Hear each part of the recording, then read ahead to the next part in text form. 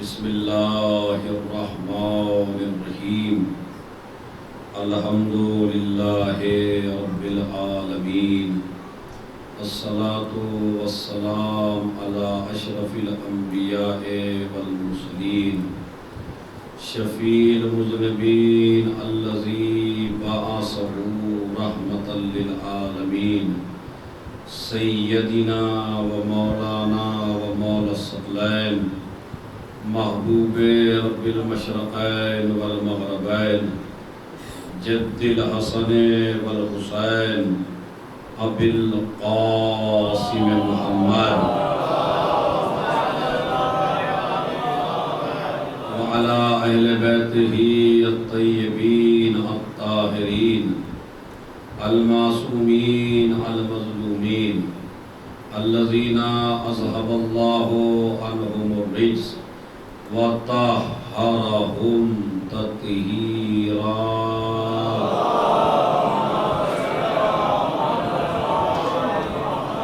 ولعنۃ اللہ علی اعدائہم اجمعین من یومنا ھذا الی قیام یوم الدین اما بعد قال اللہ تعالی وتبارک فی کتابہ الکریم وهو أصدق القائلين وقوله الحق بسم الله الرحمن الرحيم يا أيها الذين آمنوا اتقوا الله وكونوا مع الصادقين صلوات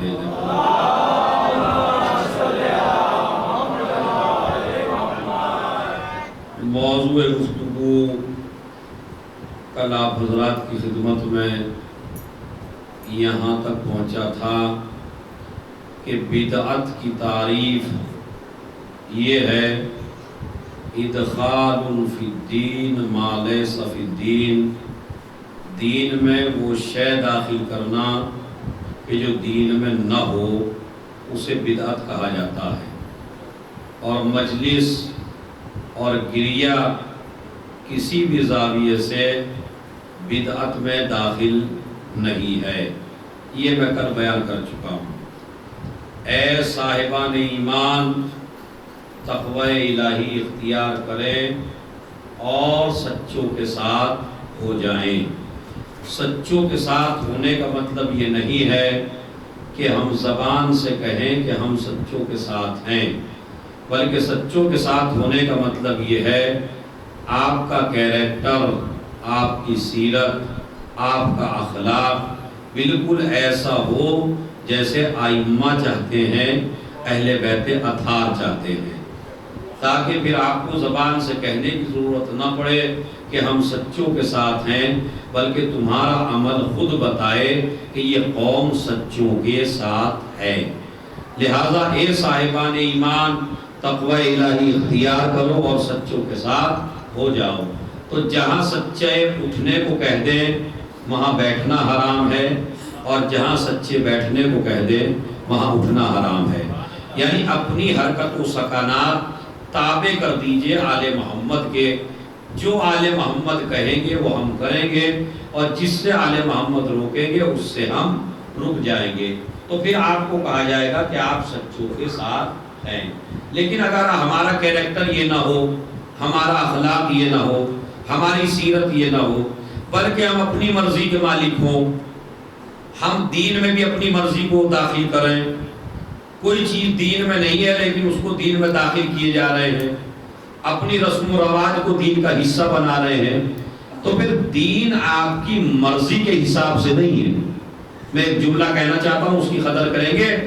دین آپ کے اشارے پہ چلنے کے لیے نہیں آیا ہے، دین آپ کو اپنے اشارے پہ چلانے کے لیے آیا ہے۔ تو لہذا دین کو مانیے، اسلام کو مانیے، مذہب کو مانیے۔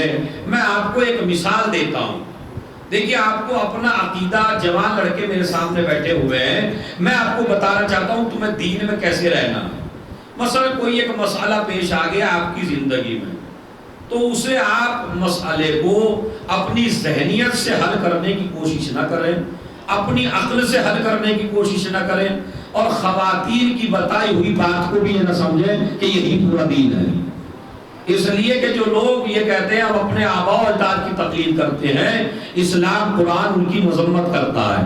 اسلام نے کہا ہم نے آپ کو عقل جیسی دولت دی ہے اور اس عقل کو چلانے کے لیے 14 رہبر دیے ہیں، اور پھر ان رہبروں کی وراثتوں کو تم تک پہنچانے کے لیے نائب امام جیسی دولت آپ کو دی ہے، تاکہ آپ اپنی زندگی کو اچھے انداز سے گزار سکیں اور بہترین انداز۔ مثلا میں معیار بتاتا ہوں آپ کو کیا ہے۔ ایک چاہنے والا امام کی خدمت میں آیا، واقعہ اتنا بڑا ہے کہ میں اس کو چاہتا تھا آخر میں بیان کرنا، بڑے سے مطلب ہے پرعظمت ہے، 2 منٹ کا 1 منٹ میں واقعہ تمام کر دوں گا، لیکن آپ سمجھیے کہ ہمیں کیسے بننا ہے۔ امام کے پاس ایک شخص آیا، مولا کہتا ہے میں آپ کو بہت اچھا مانتا ہوں۔ مولا نے کہا کس طرح مانتا ہے؟ کہا اس طرح مانتا ہوں کہ اگر میرے ہاتھ میں ایک انار ہو، خدا کی قسم واقعہ سن کے آپ کا نفس جو ہے سوچنے پہ مجبور ہوگا آپ کے لیے کچھ کہ ہمیں کیسا ہونا چاہیے دین میں۔ مولا اگر میرے ہاتھ میں ایک انار ہو اور آپ یہ کہہ دیں اس کا آدھا حصہ حرام ہے آدھا حصہ حلال ہے، نہیں توجہ دیا آپ نے، کتنا بڑا عجیب سا مسئلہ ہے۔ مولا اگر ایک انار کے بارے میں آپ نے کہہ دیا آدھا حلال ہے آدھا حرام ہے، تو مولا میں آپ سے یہ نہیں پوچھوں گا یہ حلال کیوں ہے یہ حرام کیوں ہے، جسے آپ نے کہہ دیا حلال ہے اسے حلال سمجھوں گا، جسے آپ نے کہہ دیا حرام ہے حرام سمجھوں گا۔ پر یہی تمہیں غدیر سکھانے کے لیے آئی ہے، دین میں اپنی مرضی داخل نہ کرنا، جسے علی حلال کہہ دے اسے حلال سمجھنا، جسے علی حرام کہہ دے اسے حرام سمجھنا۔ ایک صلوات بھیج دے محمد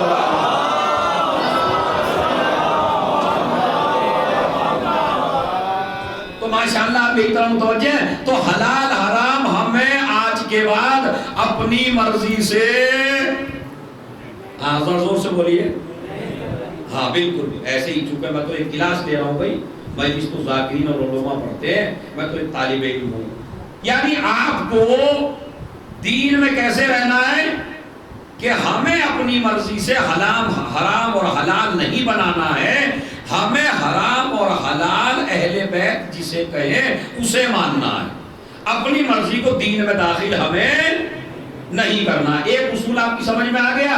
اب آئیے میں آپ کی خدمت میں پیش کروں کہ کل کا جو موضوع تھا وہ یہاں تک پہنچا تھا ہمارا کہ کوئی بھی شے اگر آپ کو یہ دیکھنا ہو کہ یہ حرام ہے یا حلال ہے، اور ایک کام آپ کر رہے ہیں، مثلا میں مجلس کر رہا ہوں، مجھے لوگ کہہ رہے ہیں حرام ہے، تو دلیل مجھے نہیں دینی ہے کہ یہ حلال ہے،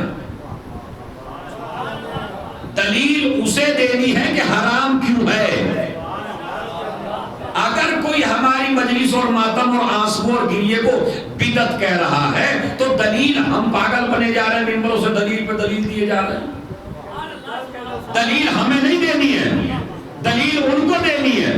کیوں؟ اس لیے کہ اللہ نے جتنی بھی نجس چیزیں ہیں ان کی تعداد آپ کو بتا دی، یہ نجس ہے یہ نجس ہے یہ نجس ہے یہ نجس ہے۔ اس کے بعد اللہ نے آپ کو تعداد بتائی حرام کی، حلال کی اللہ نے تعداد نہیں بتائی۔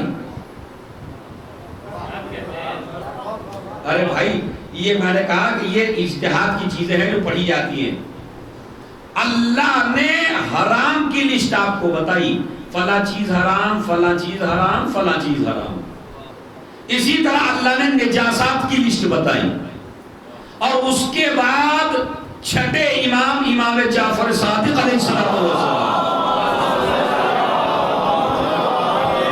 اب اگر آپ اس سے بلند صلوات پڑھیں تو یہ خزانہ آپ تک پہنچاؤں میں۔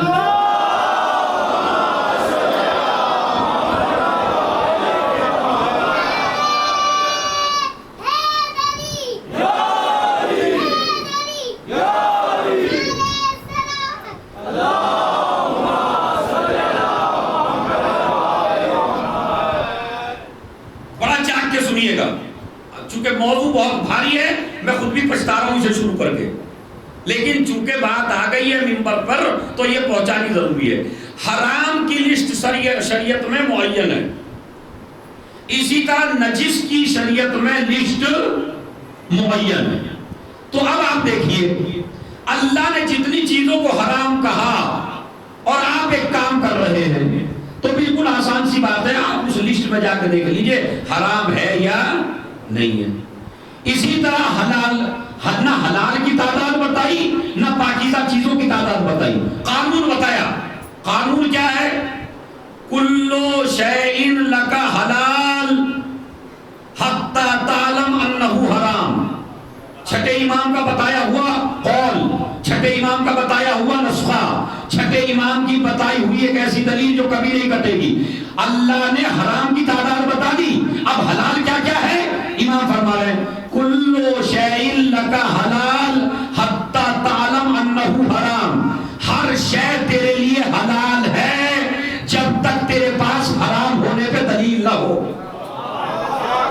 ارے نہیں توجہ چاہیے، بڑا عجیب سا مسئلہ، میرے مولا کا قول ہے، یعنی جب تک تو نہ جان لے، مثلا یہ گلاس رکھا ہوا ہے پانی کا یہاں کے اوپر، ایک گلاس پانی کا رکھا ہوا ہے، میں نے دیکھا اس میں سے کچھ پانی گرا ہوا بھی ہے، یہ بتائیے جب میں گلاس رکھے گیا تھا تو پاک تھا، اب مجھے شک ہو رہا ہے کہ یہ نجس ہے یا پاک، تو اسلام کیا کہتا ہے؟ اگر تیرے پاس کوئی دلیل ہے اس کے نجس ہونے کی تو اسے نجس کہنا، اور اگر تم نے دیکھا ہی نہیں ہے تو شک پہ عمل نہ کر۔ ارے بھائی یہ مسئلہ، یہ قانون ہے امام کا بتایا ہوا، شک پر عمل نہ کر۔ اور وہ قوم شک پہ کیسے عمل کرے جو شک کرنے والوں پر لعنت کرے۔ ایک صلوات بھیج دے محمد والے محمد۔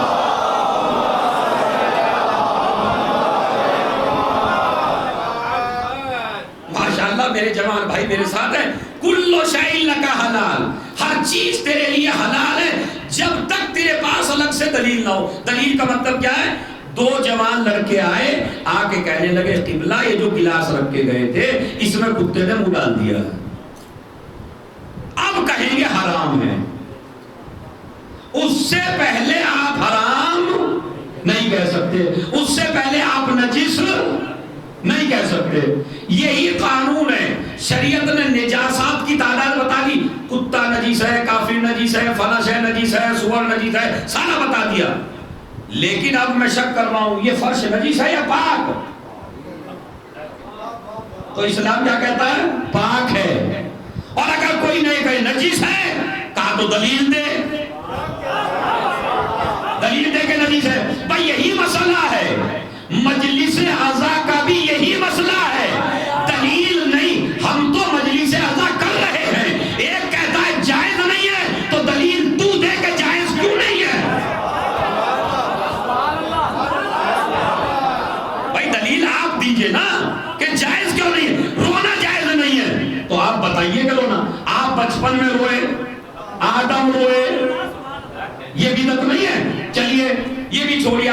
کل میں نے علماء اہل سنت کی کتابوں سے ثابت کیا تھا رونے کے بارے میں کہ محدث دہلوی نے نقل کیا حسین کو لے کے رو رہے تھے، سارے مسائل میں دوبارہ نہیں دہرانا چاہتا۔ تیسرا مسئلہ، جناب حمزہ رسول کے چچا، اسد اللہ، اللہ کا شیر، جنگ احد میدان میں جنگ کر رہا ہے، خدا کی قسم جس جنگ میں حمزہ اور علی پہنچ جائیں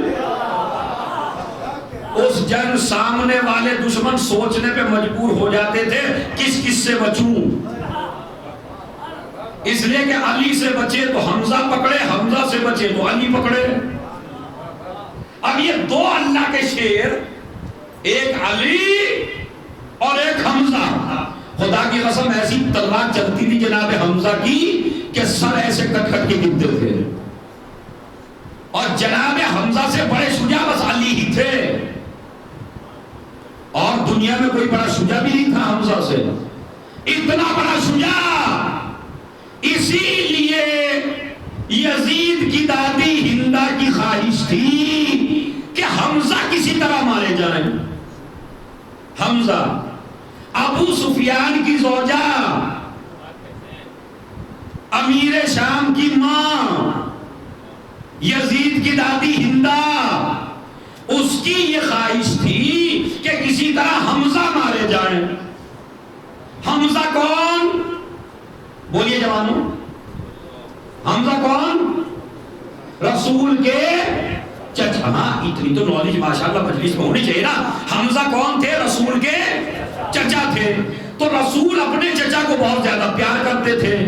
ہندا کی خواہش یہ تھی رسول کو زیادہ سے زیادہ دکھ پہنچائے، اور ان کو دکھ جب پہنچے گا کہ جب حمزہ شہید ہوں گے، جب حمزہ کو مارا جائے گا، جب علی کو مارا جائے گا۔ کمال کا مسئلہ یہی تو ہے، جو رسول کو نقصان پہنچایا کرتے تھے وہ اسلام کے ٹھیکیدار بن گئے، وہ بعد میں اسلام کے ٹھیکیدار بن گئے۔ بھائی بڑا مسئلہ یہی ہوا۔ جناب حمزہ جنگ احد میں آئے، اس نے قسم کھائی کہ جو آدمی، یزید کی دادی نے، ہندا نے یہ قسم کھائی جو حمزہ کو قتل کرے گا اسے میرے ساتھ خوشی میسر ہوگی۔ اب کچھ باتیں تہذیب کے دائرے میں بھی ہوتی ہیں بھائی، کھلا کھلا میرے سے نہ پڑھوائیے، منبر کے بھی کچھ تقاضے ہوتے ہیں۔ میری محبت اس جوان کو نصیب ہوگی کہ جو حمزہ کو مار ڈالے، لہذا اب جو اس کے عاشق رہے ہوں گے ان کی تمنا یہ ہوئی کسی طرح ہمیں اس عورت کے پاس جانا ہے، تو لہذا حمزہ کو ہمیں قتل کرنا پڑے گا۔ لہذا ان کا فوکس، ان کی پوری تیاری اسی بات پہ ہوئی کہ ہم حمزہ کو ماریں گے۔ اب جناب حمزہ بھی تلوار چلا رہے ہیں، تلوار چلاتے چلاتے کسی نے حملہ کر دیا، نیزہ مار دیا چھپ کے، جناب حمزہ شہید ہو گئے۔ جناب حمزہ شہید ہوئے تو یزید کی دادی ہندا نے ان کی ناک کاٹی، ہاتھ پیر کاٹے، ان کا ہار بنایا اور اپنے گلے میں پہن لیا۔ دیکھیں کیسی ہسٹری ہے، ناک کان کاٹ کے، گلا کاٹ کے، ہاتھ پیر کاٹ کے، کاہے میں، اور جگر نکال لیا۔ جگر، میں ایسی بات سناؤں گا انشاءاللہ آج آپ کو وجد میں آ جائے گے۔ صدمہ ہوا یا نہیں حمزہ کی شہادت سن کے آپ کو؟ جناب حمزہ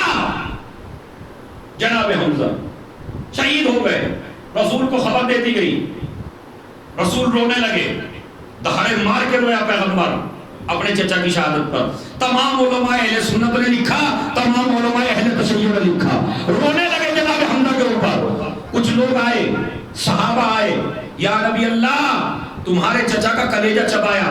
اب میں عالم اہل سنت، بہت بڑے عالم ہیں، علامہ عبد البر صاحب استیاب، جنہوں نے کتاب لکھی استیاب، علامہ عبد البر، انہوں نے اپنی کتاب میں لکھا، اور علامہ مفتی جعفر صاحب کی نہج البلاغہ، جوانوں سے گزارش ہے ضرور پڑھیں نہج البلاغہ مفتی جعفر صاحب کی، اس کے مقدمے میں بھی ہے کہ ایک مرتبہ صحابہ نے کہا یا رسول اللہ تمہارے چچا کا کلیجہ نکال کے چبا رہی تھی ہندا، مگر چبا نہیں پائی۔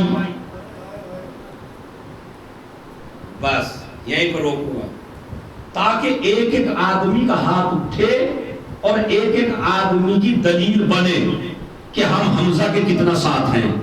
جملہ میں نے اسی لیے روک لیا، ایک ایک آدمی جو بیٹھا جہاں جہاں سن رہا ہے اپنی اپنی جگہ سلامی دے گے جناب حمزہ کو کہ کیا شخصیت تھی حمزہ کی۔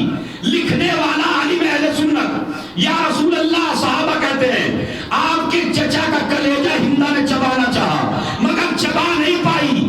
ایک مرتبہ رسول اسلام نے کہا قیامت تک بھی کوشش کرتی رہے گی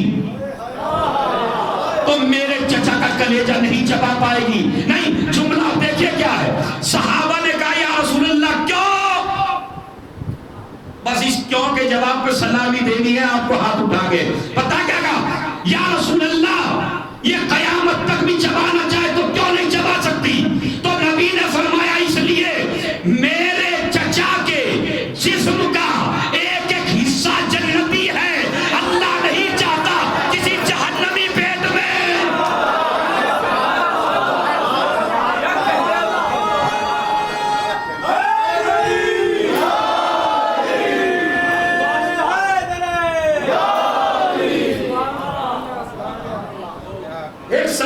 بھیج دے محمد اور آل محمد۔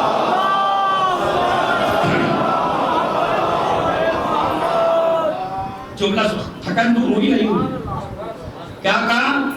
میرے چچا کے جسم کا ایک ایک حصہ جنتی ہے، اللہ نہیں چاہتا کسی جہنمی پیٹ میں میرے چچا کے جنت کا حصہ کوئی جائے۔ اس کے بعد جب صحابہ آئے مدینے میں تو وہ لوگ جو بدعت کہہ رہے ہیں وہ سنیں جناب، جب مدینے میں آئے تو کافی مسلمان شہید ہوئے تھے نا، صحابہ کی عورتیں اپنے اپنے رشتہ داروں پر گریہ کر رہی تھی۔ تمام علماء سنت نے لکھا کہ رسول اسلام ان کے درمیان سے گزرے اور ایک جملہ کہا فَأَمَّا حَمْزَةَ فَلَا بَوَاكِيَ لَهَا، میرے چچا پہ کوئی رونے والا نہیں۔ صحابہ چاہنے والے تھے، انہوں نے نبی کی حسرت کو سنا، سن کے اپنی عورتوں سے کہا اپنے رشتہ داروں پہ نہ رو، پہلے رسول کے چچا پہ جا کے گریہ کرو۔ میں اب مسلمانوں سے پوچھتا ہوں اگر بدعت ہوتا تو رسول خواہش کیوں کرتے؟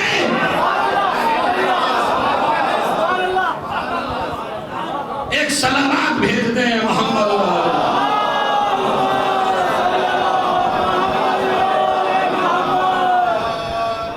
ایک صلوات اور بھیج دیں محمد اور آل محمد۔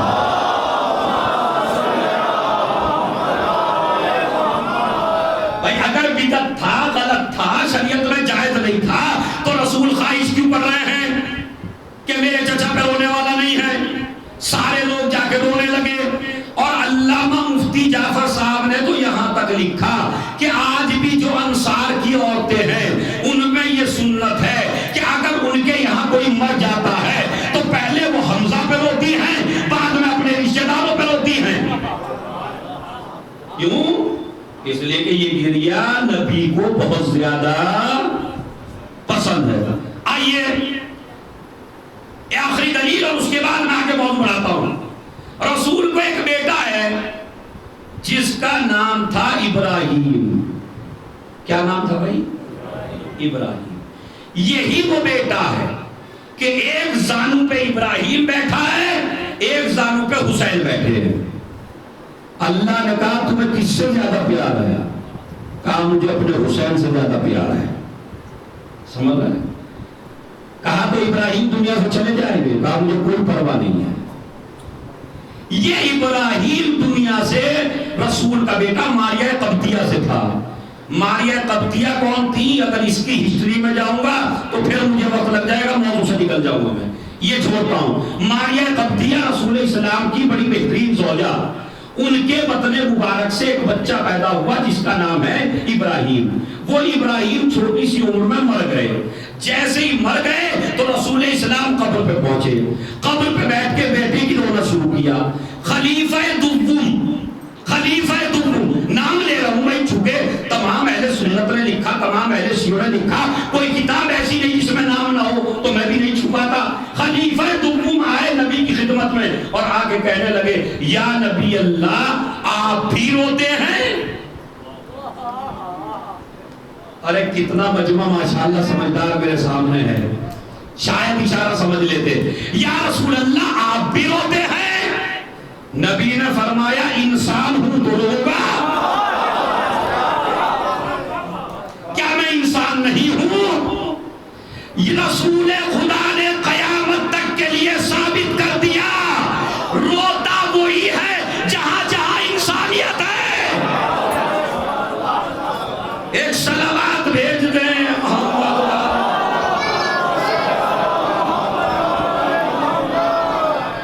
اور جہاں انسانیت نہیں ہے، خدا کی قسم آپ میں بتاؤں، اگر ایک جوان کی میت ہو جائے اور ایک آدمی کھڑے ہو کے وہاں ہنسنے لگے، اسے کیا کہو گے؟ بھائی انسان ہے نے خود بتائیے، کہہ لے اسے تو یہی تمیز نہیں ہے، پاگل ہے، دیوانہ ہے۔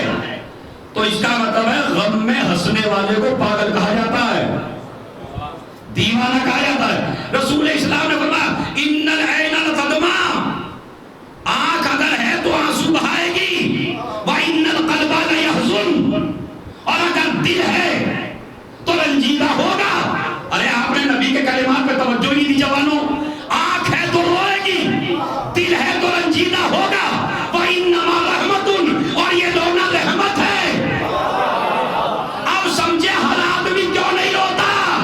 اس لیے کہ جو رحمت للعالمین کا چاہنے والا ہوگا وہ روئے گا، اور جس پہ چاروں طرف سے اللہ کی لعنتیں پڑتی ہو اس کا دل تو سخت ہو جائے گا نا، وہ گریہ نہیں کرے گا۔ تو حسین پہ روئے، حمزہ پہ روئے، ابراہیم پہ روئے۔ چلیے گریہ کے موضوع کو میں تمام کرتا ہوں۔ آج جوانوں انصاف سے بتانا، قسم کھا کے بتانا، حبیب ابن مظاہر کے بارے میں کتنی نالج ہے آپ کو؟ ایمانداری سے۔ اچھا یہ افسوس کی بات ہے یا نہیں ہے؟ عشرے کتنے سال سے کر رہے ہیں آپ؟ محرم کتنے سال سے منا رہے ہیں آپ؟ اور کربلائی والوں کا تو ذکر کرتے ہیں نا آپ، تو پھر کربلا والوں میں حبیب کی کتنی نالج ہے آپ کو؟ نہیں ہے مجھے پتا، خالی مصائب کے فکرے اور حبیب یاد آتے ہیں ہمیں محرم کی ایک آدھ مجلس میں بس۔ کیا یہی حبیب کا حق ہے؟ اے صاحبان ایمان تقوی الہی اختیار کرو اور سچوں کے ساتھ ہو جاؤ۔ تو تمہیں کیا خاک سچوں کے ساتھ ہونا آئے گا جب تمہیں یہی نہیں پتا سچوں کے ساتھ ہونے والے کیسے ہوتے ہیں؟ کیسے ہوں گے آپ سچوں کے ساتھ جب آپ کو سچوں کی ہسٹری نہیں پتا؟ اگر آپ صلوات پڑھیں تو آج حبیب کی ایسی ہسٹری سناؤں میں آپ کو،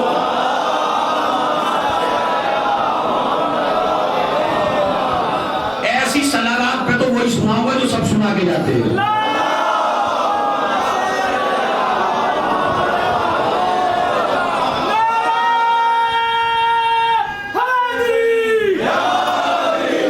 اس کا مطلب آمادہ ہیں آپ؟ تو انشاءاللہ مجلس کے بعد آج آپ کو پتہ چلے گا کہ حسین کے ساتھ کیسے کیسے تھے۔ حبیب حسین کا دوست، آج آپ کو ہزاروں دوست ایسے ملیں گے اور آپ کا شکوہ آپ کی زبان پہ رہتا ہے، مولانا صاحب بڑے پکے دوست تھے مگر دھوکہ دے گئے۔ ہوتا نہیں ہوتا؟ مولانا صاحب ہم اور یہ بڑے پکے دوست تھے مگر دھوکہ دے گئے یہ۔ چلیے دے گئے ہوں گے، ایک نے کہا، دو نے کہا، چار نے کہا۔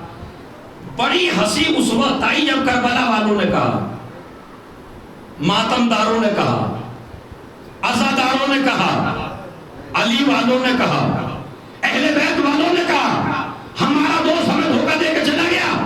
میں نے کہا بالکل دے کے گیا ہوگا، اس لیے کہ تم نے علی کو مانا ہے، علی کی نہیں مانی۔ تو آج جتنے بھی ہم سب بیٹھے ہیں وہ علی کو ماننے والے ہیں، علی کی ماننے والے۔ کوئی غلط تو نہیں کہہ دیا میں نے؟ ہم سب علی کو مانتے ہیں، علی کی نہیں مانتے۔ آپ نے دوستی کرنے سے پہلے کبھی سوچا کہ لائیے آج میں نہج البلاغہ پڑھوں اور نہج البلاغہ میں علی سے پوچھوں مولا کس سے دوستی کروں اور کس سے نہ کروں؟ کبھی پوچھا آپ نے نہج البلاغہ سے؟ نہیں، نہج البلاغہ میں تو ایک ہی قصہ ہے، دیکھیے میں وہ پڑھوں گا اور آپ کو میرے سے پہلے یاد ہے، بالکل منبر سے کہہ رہا ہوں، میرے سے پہلے یاد ہے آپ کو۔ ایک انگریز نے نہج البلاغہ پڑھی اور بیچارہ ہمارا ذاکر بھی لال منہ کر لیتا ہے اس کو بیان کرتے ہوئے، واقعاً اتنی اس سے پڑھتا ہے وہ اس واقعے کو چاہے خود نہج البلاغہ نہ پڑھی ہو۔ ایک انگریز نے نہج البلاغہ پڑھی، ہاں جی چلیے پڑھ دی، آگے کیا ہوا؟ اس نے کہا، کیا کہا؟ بولیے آپ بتائیے، سنا یا نہیں سنا؟ جوانوں ایک دو بولے، کیا کہا اس نے؟ یا تو یہ دنیا علی نے بنائی ہے یا یہ دنیا علی کے سامنے بنی ہے۔ اگر میں تمہیں اتنا نہ ڈانٹتا تو مجھے بھی بہت داد ملتی، لیکن پہلے ہی میں نے تمہارے منہ بند کر دیے۔ کیا ایک انگریز نے نہج البلاغہ پڑھی کہ یہ دنیا علی نے بنائی ہے، یہ دنیا علی کے سامنے بنی ہے؟ سب سے پہلے تو شیعہ کے اہل بیت کے عزادار یہ مسئلہ سن لیں، ہم علی کی تعریف میں کسی انگریز کے محتاج نہیں ہیں۔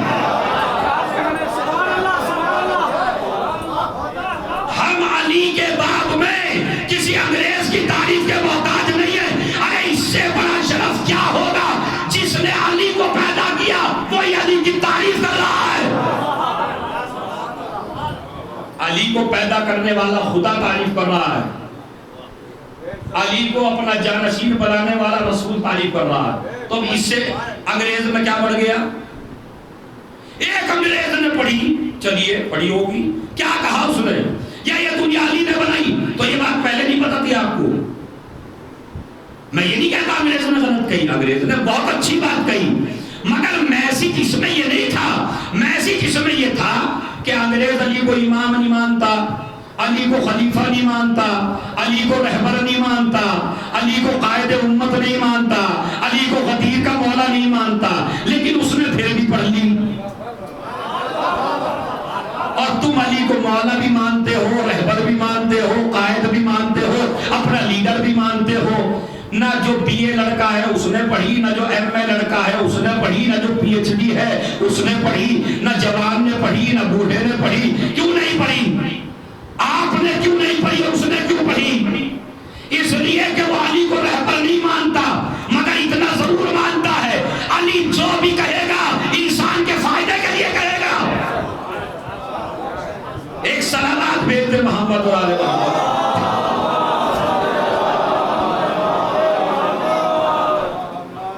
علی جب بھی بولیں گے انسانیت کے مفاد میں بولیں گے، اس لیے اس نے سنی علی کی بات. نہج البلاغہ کتنے جوان سنتے ہیں؟ کوئی ہاتھ اٹھا سکتا ہے؟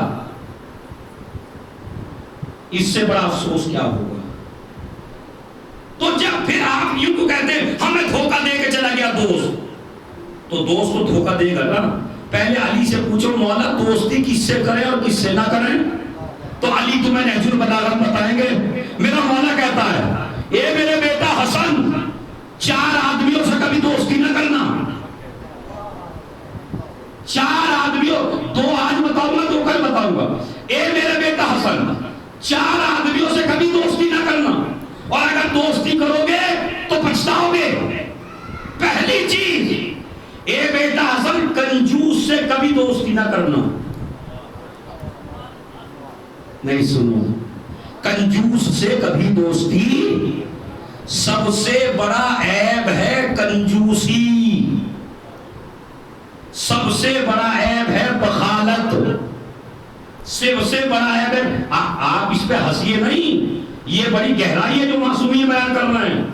سب سے بڑا عیب انسان کے اندر ہے کنجوسی. مولا نے فرمایا کبھی کنجوس سے دوستی نہ کرنا. کیوں؟ کہا اس لیے کہ جب تجھے اس کی ضرورت ہوگی تو اسے تجھ سے محبت نہیں ہے، اپنے مال سے محبت ہے. اسی لیے شیطان کا انٹرویو لیا ایک نبی نے، اور نبی نے کہا شیطان سے تجھے سب سے بہترین کون پسند ہے؟ کون سا بندہ ہے جو تجھے سب سے زیادہ پسند ہے؟ تو شیطان نے کہا اللہ کے نبی ہو اس لیے بتا رہا ہوں. ویسے ہر کسی کو میں انٹرویو نہیں دیتا، لیکن چونکہ اللہ کے نبی ہو تو تمہیں دے رہا ہوں. اب بنی اسرائیل کے نبی تھے، انہوں نے کہا ہاں دو مجھے انٹرویو. سب سے پسند تمہیں کون ہے؟ پسندیدہ آدمی کون ہے؟ کہا سب سے پسندیدہ مجھے وہ مومن ہے کہ جو کنجوس ہو. دیکھیں کیا کہہ رہا، نمازی، پرہیزگار، متقی، مومن. سب سے بڑا میرا پسندیدہ آدمی ہے وہ مومن جو کنجوس ہو. انہوں نے کہا تجھے سب سے زیادہ نفرت کس سے ہے؟ کہا وہ گناہگار، وہ فاسق جو سخی ہو. دیکھا آپ نے، الٹا کر دیا. کہا وہ مومن جو کنجوس ہو وہ میرا آدمی ہے، اور وہ فاسق، وہ گناہگار جو سخی ہے میں اسے دشمن سمجھتا ہوں. ان نبی نے کہا کیوں؟ کہا اس وجہ سے کہ کنجوس مومن کبھی نہ کبھی جب مال کا مسئلہ ہوگا تو میری پارٹی میں ضرور آئے گا، اور یہ فاسق سخی کبھی نہ کبھی میری پارٹی سے نکل جائے گا. کیسے نکلے گا؟ ابھی ایک دوسرا مومن آ گیا، پریشان حال، مصیبت زدہ، میں نمازی تھا، متقی تھا، پرہیزگار تھا. ایک آدمی آیا، میں بڑا محتاج ہوں، علی والا ہوں، مجھے دے دو۔ مومن تھا وہ بھاگ گیا، جو گنہگار تھا وہ آ گیا، جو پارٹی میں نہیں تھا وہ چلا گیا۔ یہ مولا علی نے کیا فرمایا؟ کنجوس سے کبھی دوستی نہ کرو۔ دوسری چیز، بیٹا حسن جھوٹے آدمی سے کبھی دوستی نہ کرنا۔ ہمارے یہاں کیا ہے، اجی مولوی صاحب بڑا بہترین آدمی ہے، ویری ویری نائس، اس سے اچھا آدمی نہیں ہے، بس ایک چھوٹی سی کمی ہے، دل کا جھوٹ بہت بولتا ہے۔ ہوتا یا نہیں ہوتا؟ سب چیزیں اچھی ہیں مگر صرف جھوٹ بولتا ہے۔ کہا بیٹا حسن کبھی جھوٹے سے دوستی نہ کرنا، اس لیے کبھی نہ کبھی تمہیں جھوٹ کے ذریعے فریب دے گا۔ تو اب تمہیں دو معیار تو میں نے بتا دیا، آج دو معیار آپ کو کل بتاؤں گا۔ ایک صلوات پڑھے محمد علی محمد پر۔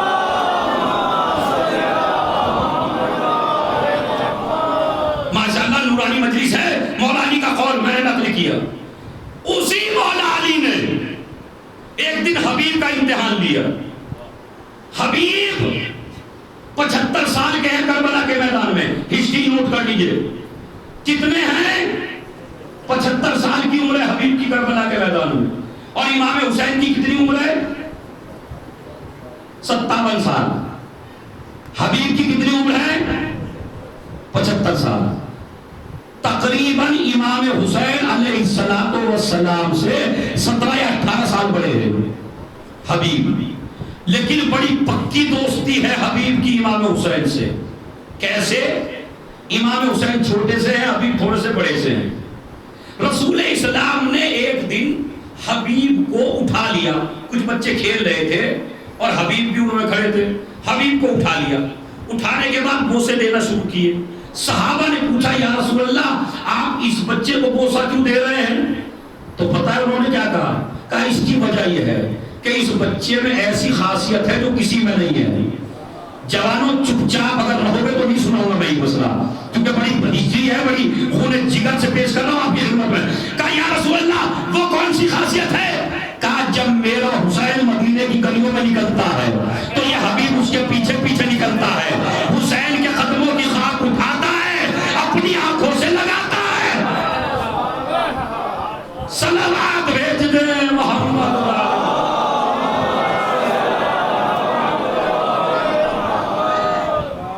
اب سمجھے آدمی فقیہ کب بنتا ہے؟ جب احترام کرتا ہے۔ کتنا احترام ہے حسین نے لکھا، جس گلی سے گزرتے تھے اسی گلی سے پہلے مٹی اٹھاتے تھے، آنکھوں سے لگاتے تھے۔ انہوں نے احترام بتایا۔ اس کے بعد صحابہ سے کہا بتاؤ اس بچے کی ذہانت کتنی ہے؟ کہا پوچھئے اس سے کوئی سوال۔ نبی نے حبیب کو بلایا، خدا کی قسم شاہ مردہ کے اس محرم کے عشرے میں آپ کو نالج ہی نالج نہ ملے اور یہ سوچ کے جانا کہ حبیب نے ہمیں کس طرح جینے کا سلیقہ سکھایا ہے۔ حسین کے رستے پہ بعد میں چلنا، حبیب کے رستے پہ پہلے چلو۔ ارے پہلے سمجھو تو صحیح، جس کا غلام ایسا ہے اس کا آقا کیسا ہوگا؟ حبیب کیسے محبت ہونی چاہیے آل محمد سے، کیا معیار ہے محبت کا آل محمد سے، یہ حبیب نے بتایا، کسی اور سے آپ کو پتہ نہیں چلے گا۔ میں آپ سے پوچھ رہا ہوں، اتنے سارے شعر سنتے ہو گئے، بتائیے نبی سے کتنی محبت کرنی چاہیے اور کیسے کرنی چاہیے؟ تمام صحابہ، تمام کلمہ پڑھنے والے، تمام نبی کے چہیتے، دائیں بائیں ٹہلنے والے، ان کو سلیقہ نہیں آتا محبت کا۔ حبیب سے پوچھا پیغمبر نے، حبیب اتحبنی، کیا تجھے مجھ سے محبت ہے؟ کیا تو مجھے چاہتا ہے؟ کہا بالکل یا نبی اللہ۔ یہ جواب تو ہم بھی دے سکتے ہیں، آپ سے بہت زیادہ پیار ہے، آپ سے زیادہ کسی کو نہیں چاہتا، سب سے زیادہ محبت کرتا ہوں آپ سے۔ جیسے حبیب نے جواب دیا، نبی نے دوسرا سوال کیا، انا احب احب الیک ام ابوک، تجھے اپنے باپ سے زیادہ محبت ہے یا مجھ سے؟ آپ کیا جواب دیتے؟ حبیب نے پتا کیا جواب دیا؟ وہ جواب نہیں دیا کہ آپ سے، وہ تو پہلے دے چکا ہے، کہا مجھ سے زیادہ محبت ہے یا اپنے باپ سے؟ تو حبیب ابن بزائد کہتے ہیں یا رسول اللہ جو علم تو فدا، میں بھی آپ پہ فدا ہو جاؤں، وہ فدا کا ابی و امی و اہلی و جمیع عشیرتی، یا رسول اللہ آپ سے تو ہے ہی زیادہ محبت، میرا باپ بھی آپ پہ فدا ہو جائے، میری ماں بھی آپ پہ فدا ہو جائے، میرا خاندان بھی آپ پہ فدا ہو جائے، میرے رشتہ دار بھی آپ پہ فدا ہو جائے۔ خالی باپ کا مسئلہ نہیں ہے، باپ سے بھی زیادہ، ماں سے بھی زیادہ، رشتہ داروں سے بھی زیادہ، خاندان سے بھی زیادہ، میرا مال بھی قربان، میری دولت بھی قربان، میری جان بھی قربان، میرے ماں باپ بھی قربان، آپ سے اتنا پیار ہے۔ اب نبی نے، اب صحابہ دیکھ رہے ہیں، خدا کی قسم اب میں شاہ مردہ والوں آپ کو چپڑی میں کہہ دوں اس مسئلے پہ کیا کہا نبی نے؟ تیسرا سوال، انا احب الیک ام ربک، یہ بتا تجھے مجھ سے زیادہ پیار ہے یا اپنے خدا سے؟ سوال بڑھا یا نہیں بڑھا؟ ایک مرتبہ حبیب کہتا ہے لولا ربی لما احببتک، یا رسول اللہ آپ سے محبت اسی لیے تو کر رہا ہوں کہ میرے رب نے کہا ہے۔ ایک صلوات بھیج دیں محمد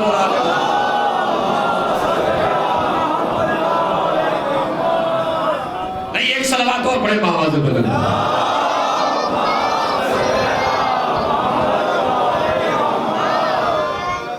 انشاءاللہ اگر اور زیادہ بلند آواز سے صلوات پڑھیں گے اور اچھی ہسٹری پڑھوں گا پھر۔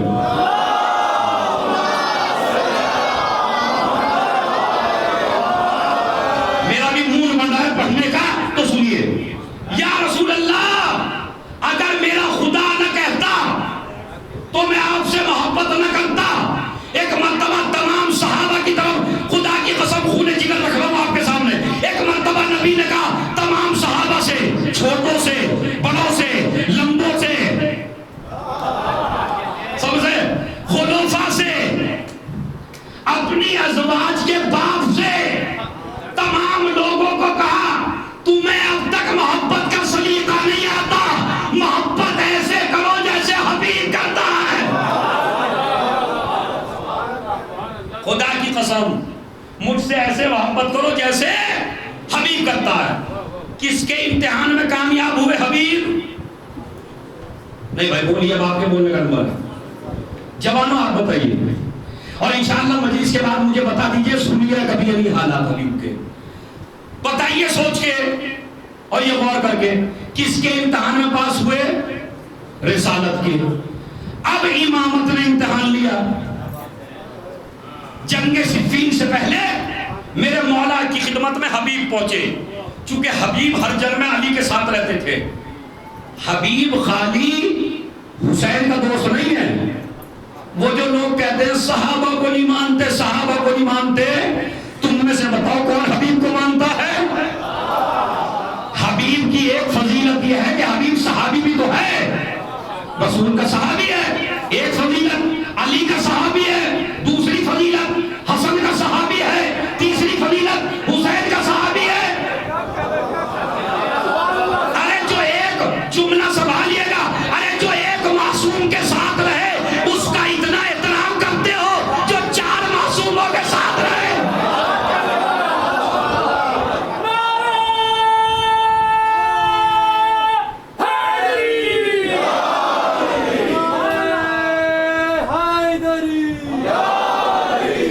اگر تسمیہ زیادہ ہو جائے تو کوئی بات تو نہیں ہے، بھائی نہیں ہے، ویسے تو بھائی نہیں ہے کو پڑھ لینا اگر کچھ ہوگا تو ایک صلوات پڑھے معاذ اللہ۔ میں سوچ رہا ہوں کل کے اوپر نہ چھوڑوں حبیب کو، آج ہی سارا بیان کر دوں۔ حبیب جناب زہرا کا زمانہ دیکھا، رسول اسلام کا زمانہ دیکھا، مولا علی کا زمانہ دیکھا، امام حسن کا زمانہ دیکھا، امام حسین کا زمانہ دیکھا۔ پنجتن کتنے ہیں؟ 5۔ جو 5 کا صحابی ہو بتائیے مولا نے امتحان لیا. امتحان سنیے کہاں سے لے, ما یزین الرجل, حبیب بتاؤ مرد کی زینت کیا کیا ہے, یعنی مرد کی زینت کتنی چیزیں ہیں. ایک مرتبہ حبیب نے سر اٹھایا, مولا کو دیکھا, سوال کرنے والے کی شخصیت کو دیکھا. ایک مرتبہ چونکہ تیار کیا جا رہا ہے حبیب کو کربلا کے لیے, حسین نے فقی ایسے ہی کہا ہے, ارے میرا جملہ ہی ضائع کر دیا آپ نے, حسین نے فقی ایسے ہی نہیں کہا ہے, حسین نے فقی اس لیے کہا ہے یہ امامت کے امتحان میں بھی پاس ہے, رسالت کے امتحان میں بھی پاس ہے, دو امتحان میں پاس ہے. ابھی ما یزین الرجل, بتاؤ مرد کے لیے کتنی چیزیں مزین ہیں, کتنی چیزیں باعث زینت ہیں. حبیب نے خدا کی قسم ایسا جواب دیا, جوانوں, او ماتم کرنے والوں, او عزاداروں, او اہل بیت کو رونے والوں, او کربلا کا ماتم کرنے والوں, پہلے کربلا کی ایک ایک شخصیت کو سمجھو, تب تم میں تبدیلی آئے گی, تب تم کربلا سمجھو گے. پتہ ہے حبیب نے کیا کہا, العلم والحلم والشجاعت, مرد میں زینت تین چیزیں ہیں, عالم ہونا چاہیے, بردبار ہونا چاہیے, بہادر ہونا چاہیے. اب آپ گنیں گے تو میں چلوں گا آگے. کیا کہا حبیب نے, مولا علی کا سوال کیا ہے, مرد کی زینت کتنی چیزیں ہیں, کیا بتائی, تین. کون کون سی, عالم ہو, تو جو جاہل ہیں اس کا مطلب ہے ان میں مردانگی نہیں ہے. شجاع ہو, مسخرہ نہ ہو, بردبار ہو. میں نے جملہ کہا, سوچئے گا اس پہ, مسخرہ نہ ہو, بردبار ہو, حلیم ہو, شجاع ہو. کیا کہا حبیب نے, مرد کو زینت دیتی ہے شجاعت. اب سمجھے نبی نے کیوں کہا تھا کل علم اسے دوں گا جو مرد ہو,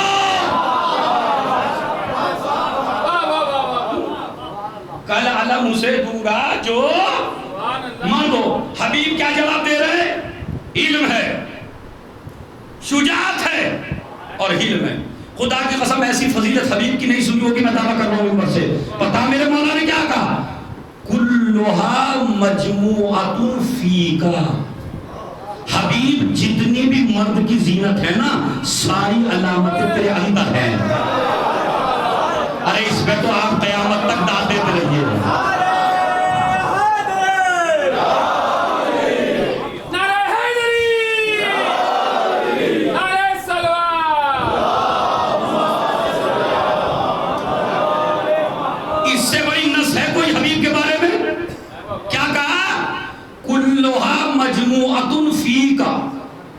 ساری تینوں چیزوں کی علامت, تینوں چیزیں تیرے اندر ہے. کون کہہ رہا ہے, وہ علی جس کی تلوار نسلیں دیکھ کے چلتی ہے, وہ کہہ رہا ہے ساری چیزیں تیرے اندر ہے. اور حبیب ایک چوتھا شرف اور ہے, امامت ہے نا, ایک چوتھا شرف تجھے اور بتا رہے ہیں ان تین کے علاوہ. کا چوتھا شرف کیا ہے, کا شہادت. کا یار مولا علی تو میرے اندر تین تو ہیں, یہ چوتھا کا تمہیں ملے گا, تمہیں بھی ملے گی. جب صفین میں ایک سے ایک صحابی مارا گیا مولا کا, تو حبیب مولا کی خدمت میں پہنچے اور جا کے کہا مولا سب کو شہادت مل رہی ہے مجھے نہیں. نہیں ابھی رونے کا مقام نہیں, سنیے ذرا, سب کو شہادت مل رہی ہے مجھے نہیں. پتا میرے مولا نے کیا کہا, تجھے شہادت تو ملے گی مگر تجھے ان سے بڑی شہادت ملے گی. ارے نہیں بھائی توجہ چاہتا ہوں میں, کیا تجھے حبیب میرے صحابیوں سے بڑی شہادت ملے گی. کہاں, کربلا میں تیری شہادت میرے صحابیوں سے بڑی شہادت ہوگی. اب سمجھ میں آیا حسین نے کیوں کہا تھا ایسے صحابہ نہ نانا کو ملے, نہ بابا کو ملے, نہ بھائی کو ملے. اسی بچپنے میں حبیب ابن مظاہر اپنے باپ سے جا کے کہا بابا اے بابا میرا دل چاہتا ہے کہ ایک دن آپ حسین کی دعوت کریں اپنے گھر میں. اور ٹھیک ہے بیٹا کر دیں گے. پہنچے رسول کے پاس. بعض روایتیں الگ الگ ہیں, کچھ کہتے ہیں مولا علی کے پاس گئے, کچھ کہتے ہیں رسول کے پاس گئے, اور جا کے کہا میرے گھر آپ کی دعوت ہے اور بچوں کے ساتھ آنا ہے. حسین ابن علی کو پہنچنے میں کچھ دیر ہو گئی, چھوٹے سے تھے امام حسین, حبیب بڑے ہوئے. تو حبیب کی چھت جو تھی وہاں حبیب چاہتے تھے مستقیم زینے سے چڑھتے تھے اور چھت سے ایسے دیکھتے تھے کب آ رہے ہیں کب آ رہے ہیں کب آ رہے ہیں. پیر پھسلا, حبیب گرے, مر گئے, دنیا سے رخصت ہو گئے. علماء نے لکھا کہ ادھر مر گئے ادھر حسین پہنچ گئے, علی پہنچے حسن پہنچے, دسترخوان بچھایا گیا. حبیب کا باپ بتاتا نہیں ہے کہ حبیب مر گیا ہے. حسین نے کہا ہم جب تک نہیں کھائیں گے جب تک حبیب نہیں آئے گا. تب جا کے اس نے بتایا حبیب کا تو انتقال ہو گیا تمہاری محبت میں تمہیں دیکھنے کے لیے. تو ایک مرتبہ حسین نے کہا بابا میرے حبیب کو زندہ کرو, کرو میرے حبیب کو زندہ. حبیب کو زندہ کیا گیا. کربلا کا میدان آ گیا. سنیے ہسٹری سنا رہا ہوں. حسین نے آج کل ایک ہوا چلی ہے, اس ہوا سے بچ کے رہیے آپ. بنام شیعت چلی ہے, اخباریت, اس سے جوانوں بچ کے رہو. کیوں؟ یہ کہتے فقی کہاں سے آیا, کہتے نہیں مجتہد کہاں سے آیا.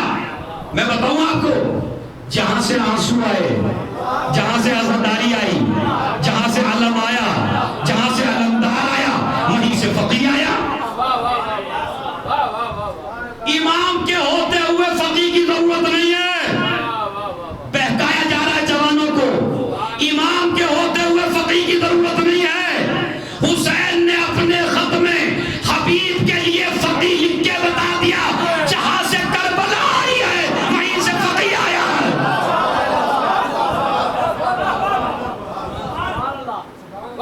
ایک صلوات بھیج دیں محمد و آل محمد.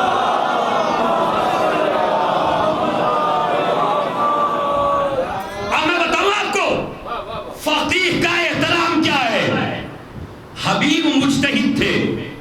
حبیب کے بارے میں حسین ابن علی نے لفظ کہا وَلَقَدْ كُنْتَ تَخْتِمُ الْقُرْآنَ بِلَيْلَةٍ وَاحِدَةٍ. حبیب تو فاضل تھا, تو قرآن کا حافظ تھا, اور حبیب تو ایک رات میں ایک قرآن پڑھتا تھا. پتہ ہے حبیب ابن مظاہر کیا پڑھتے تھے؟ ایک رات میں ایک قرآن پڑھتے تھے روز. حسین نے کیا کہا فقی. تو اب نہ کہیے گا فقی, اب مس گائیڈ ہونے کی کوشش نہ کیجیے گا جوانوں, بس اتنا ہی پیغام کافی ہے. کہاں سے آیا فقی؟ کس نے لکھا فقی؟ ذرا زور سے بولیے. آپ سے ہی کہہ رہا ہوں تاکہ ساری گالیاں مجھے نہ پڑے. مجھے پتا ہے کچھ کمنٹس آئیں گے بعد میں, خیر مجھے ڈر بھی نہیں ہے حق کے بارے میں.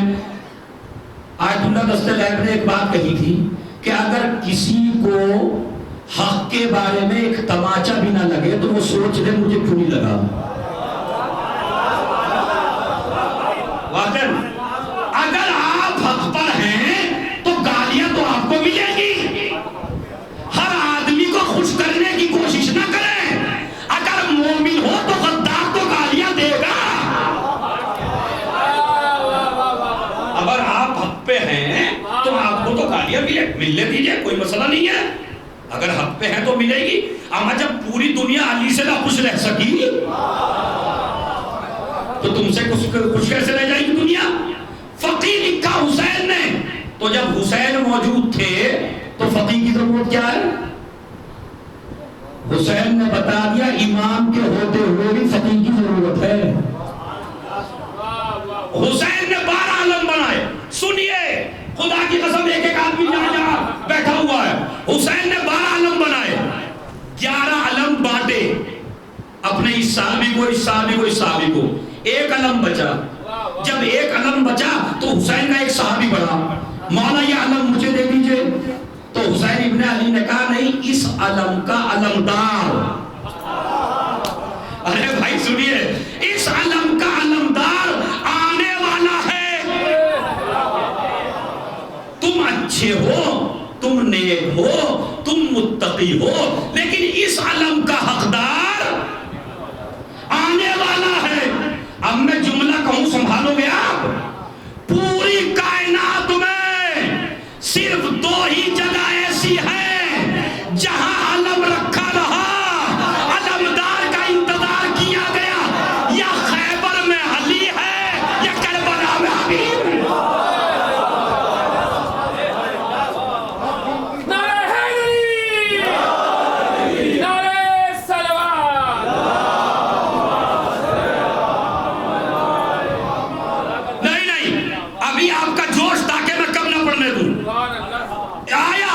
حبیب کو بلایا خط لکھ کے، تمام صحابہ سے 9 محرم میں کیا کہا؟ چلے جاؤ چلے جاؤ چلے جاؤ۔ میرا اشارہ نہیں سمجھے بھائی آپ؟ حسین نے اپنے تمام صحابہ سے چراغ بجھا کے کیا کہا؟ چلے جاؤ چلے جاؤ چلے جاؤ۔ حبیب سے کیا کہا؟ آ جاؤ آ جاؤ آ جاؤ۔ اس کا مطلب یہ ہے جہاں سے صحابہ کو ہٹایا جاتا ہے وہاں خط لکھ کے فقیہ کو بلایا جاتا ہے۔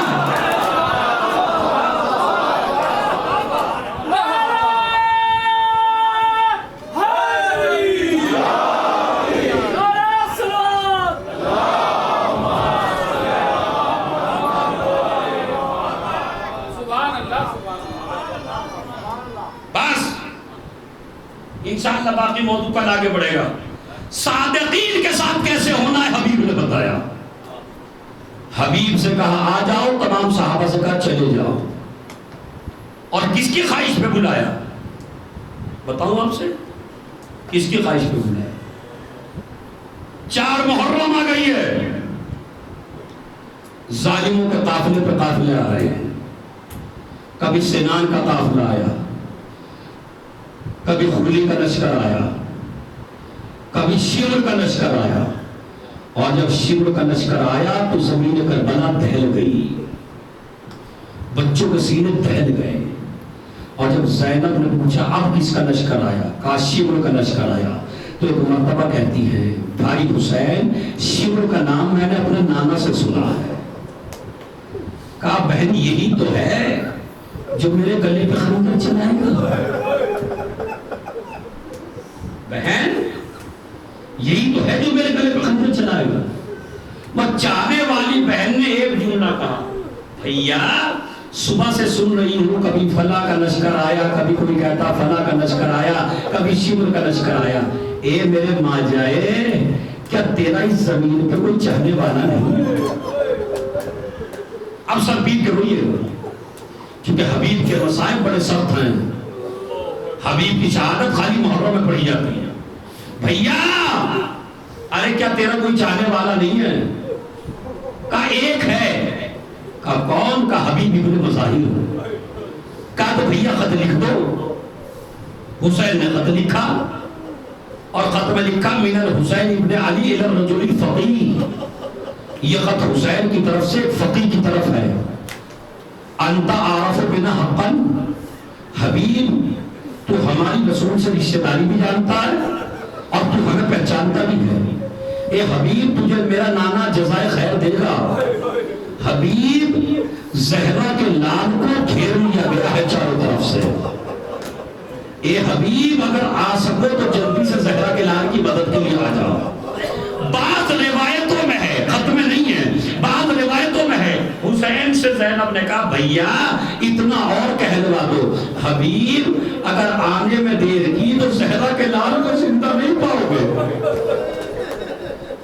قاسم کو خط دیا، حبیب اپنی زوجہ کے ساتھ کھانا کھا رہے تھے، لقمہ گلوگیر ہوا، زوجہ نے کہا کہ کوئی آج کریم کا خط آنے والا ہے۔ ابھی کسی نے دخل باب کیا، حبیب دروازے پہ پہنچے، کون؟ انا قاصد الحسین، میں حسین کا قاصد ہوں۔ بس جیسے ہی سنا فوراً دروازہ کھولا، لا جلدی سے میرے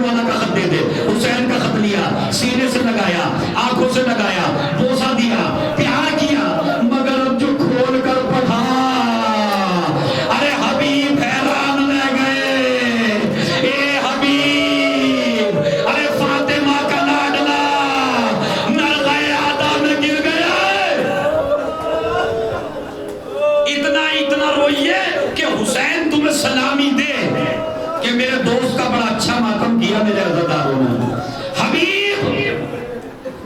حبیب کا پورا قبیلہ جاسوس تھا ابن زیاد کا. حبیب کے چچا کے بیٹے، حبیب کا چچا خود ابن زیاد کی طرف مائل تھا. ایک مرتبہ چچا نے کہا بیٹا کیا ارادہ ہے؟ کہا میں نہیں جاتا کربلا. کہا ہاں میں یہی امید تھی. زوجہ نے یہ بات سن لی. ایک مرتبہ زوجہ نے اکیلے میں کہا حبیب کیا ارادہ ہے؟ کہا کہیں ایسا نہ ہو میرے بچے یتیم ہو جائیں، کہیں ایسا نہ ہو تم بیوہ ہو جاؤ. کہا مجھے ڈر ہے اس لیے میں نہیں جانا چاہتا. مجھے نہیں پتا میری ماں بہنیں کتنا ماتم کریں گے، آپ کے کتنا روئیں گے. ایک مرتبہ اس مومنہ نے چوڑیاں اتاری، سر کی چادر اتاری. حبیب یہ تم پہن لو. ارے فاطمہ کا لال بلائے اور تم میری فکر کرو. اے حبیب تم گھر میں بیٹھو، میں جا رہی ہوں. حبیب نے سب سینہ پیٹا. اے بی بی میں تو تیرا امتحان لے رہا تھا. فوراً تلوار لی، گھوڑا لیا. اپنے غلام سے کہا ایک بات کہ جا اس گھوڑے کو فلاں جگہ لے کے کھڑا ہو جا. چونکہ جاسوسوں کا زمانہ تھا، غلام گھوڑے کو لے کے کھڑا ہو گیا. ارے عزیزوں آپ کے آنسو نہیں رکیں گے. جو مقتل کے الفاظ ہیں، کہتے ہیں حبیب کو پہنچنے میں کچھ دیری ہو گئی تو گھوڑا بار بار کبھی سر اٹھاتا تھا، کبھی سر نیچے کو کرتا تھا. وہ غلام کہنے لگا اے گھوڑے اگر میرا آقا نہ آیا تو میں تجھ پر سوار ہو کے کربلا جاؤں گا، آقا حسین کی مدد کروں گا. اتنا حبیب نے سن لیا، سر پیٹ لیا. ہائے میرے مولا پہ کیا وقت آ گیا کہ غلام بھی مدد کرنے کو تیار ہے. ایک مرتبہ گھوڑے پہ بیٹھے، کربلا میں گرد و غبار نمودار ہوئی. حسین نے گرد و غبار کو دیکھا. عباس میرے بچپن کا دوست آ رہا ہے. اے علی اکبر جاؤ چچا حبیب آ رہے ہیں.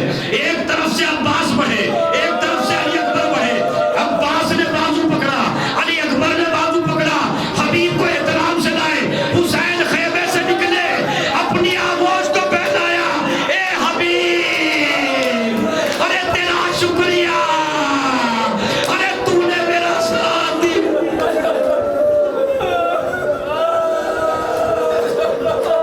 نہیں قیامت سنیے. اے حبیب تیرا شکریہ، ارے تو نے میرا احسان میں ساتھ دیا. ایک مرتبہ زینب نے پوچھا، زینب میں پورے مصائب نہیں، یہ جملہ جو آپ ہر سال محرم میں سننے کے لیے آتے ہیں اسی پہ دن یہ ہوتا ہے حبیب کے مصائب پر. کیا کہا فضا میرا ماجایا کس سے باتیں کر رہا ہے؟ کہا شہزادی مبارک ہو، آپ کے بھائی کی مدد کے لیے حبیب آ گیا. تو ایک مرتبہ زینب نے کہا اما فضا ارے جا کے کہہ دے تجھے زینب نے سلام کہا ہے. ارے آپ اس کی حقیقت کو نہیں سمجھ سکتے. حبیب زمین پہ بیٹھ گیا، مٹی کو اٹھایا، سر پہ ڈالنے لگا. ہائے یہ کیسا وقت آ گیا. ارے علی کی بیٹی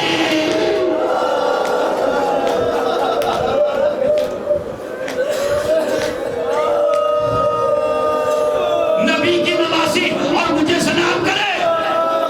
ارے آپ نے برداشت نہیں کیا جملہ، نہیں سمجھے. علی کی بیٹی اور مجھے سلام کرے. میں کہوں گا حبیب تو چاہنے والا ہے. ابھی تو زینب کوفے کے دربار میں بے محرم چادر. حبیب کا استقبال ہوا، حبیب کو کمانڈر بنایا گیا، حبیب کو علم دیا گیا. تمام صحابہ قبول ہونے لگے. نماز ظہر کا وقت آیا، حسین نماز ظہر پڑھنے لگے. کسی ظالم نے کہا حسین تیری نماز قبول ہونے والی نہیں ہے. بس حبیب کو جلال آ گیا. فرزند رسول اب آپ کے نانا کے پیچھے جا کے نماز پڑھوں گا. جنگ کرنا شروع کی، جنگ کر کے نہ جانے کتنوں کو واصل جہنم کیا. اس کے بعد کسی نے دھوکے سے ایسا نیزہ مارا، حبیب گھوڑے پہ نہ سنبھل سکے، زمین پہ آئے، رک کیا. السلام علیکم یا عباد اللہ. اے مولا میرا سلام لو. حمید ابن مسلم کہتا ہے حسین کے چہرے پہ ابھی تک رونق تھی، لیکن جیسے ہی حبیب نے پکارا حسین کا چہرہ اتر گیا اور جا کے سر زانو میں لے لیا اور زانو پہ سر لے کے کہا حبیب تم نے بھی آقا کو چھوڑ دیا. اے حبیب ارے میری ماں کو میرا سلام کہہ دینا. باتیں ہو رہی ہیں، بچپن کا دوست ہے، بچپن کی باتیں ہو رہی ہیں، حبیب اور حسین بات کر رہے ہیں۔ ایک مرتبہ حسین نے کہا حبیب تجھے کچھ نظر آیا؟ کہا ہاں مولا کچھ